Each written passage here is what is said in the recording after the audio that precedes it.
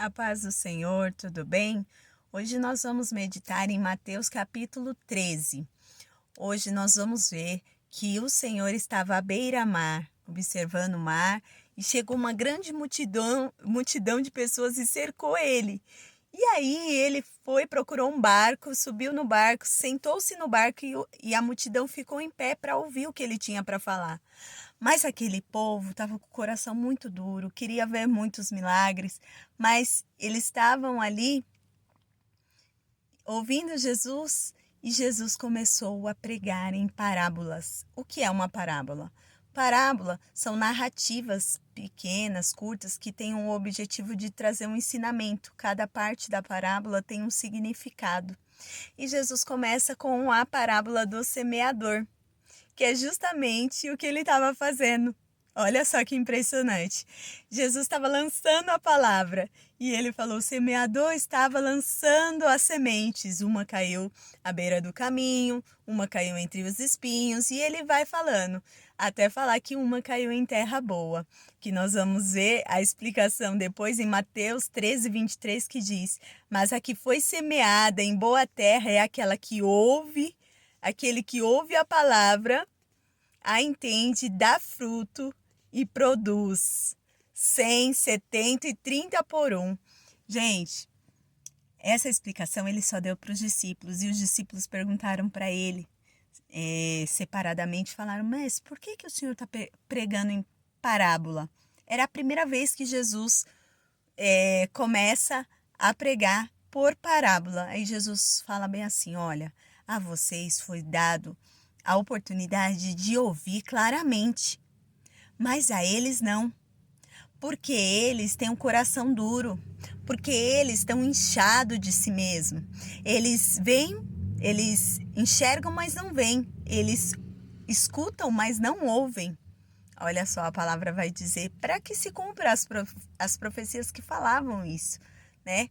E aí Jesus começa a falar várias parábolas, né? Ele fala sobre a parábola do joio, né? Que é muito interessante também, que ele fala que o joio e o trigo iam crescer juntos, que é o que acontece hoje, né? Às vezes a gente pergunta: Senhor, mas por que existe tantas pessoas más e boas juntas, assim, no mesmo lugar, e o Senhor não consome já essa pessoa que está fazendo essas coisas ruins? Não, porque o Senhor disse que os dois iam crescer junto até que chegasse o tempo da ceifa. E aí ia se fazer a ceifa e iam separar.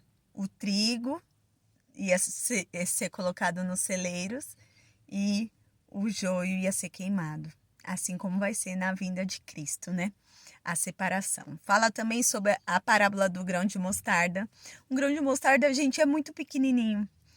E esse grão de mostarda, quando cresce, se torna uma das maiores árvores. É uma árvore maravilhosa, coisa linda. Depois você pesquisa aí o tamanho de uma árvore de grão de mostarda e o tamanho do grão. Gente, é impressionante. É uma parábola realmente inspiradora, né? Fala sobre várias parábolas. Vai falar sobre umas 7 parábolas só nesse capítulo, no capítulo 13. Né? E depois que Jesus termina de falar todas as parábolas e sai, né, dali e volta para sua casa, e ele continua ensinando lá em Cafarnaum, né? E o que acontece?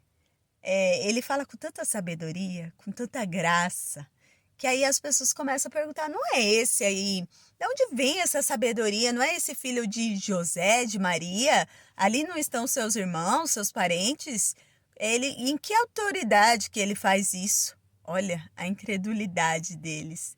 Mas Jesus fala bem assim, que não há profeta sem honra, senão na sua própria terra e em sua casa.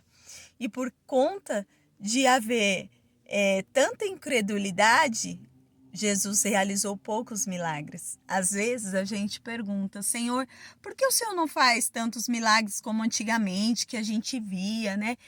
Por quê, irmãos? Infelizmente existe muita incredulidade. E a Bíblia fala que sem fé é impossível agradar a Deus.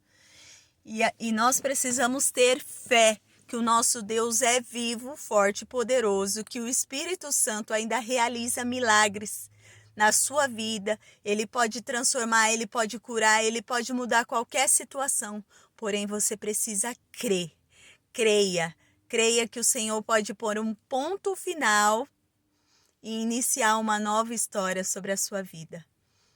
Deus pode pôr um ponto final para o problema, para aquilo que está te cercando, para aquilo que está te impedindo, e pode colocar um novo parágrafo aí para você viver uma vida com Deus, uma vida rompendo em fé.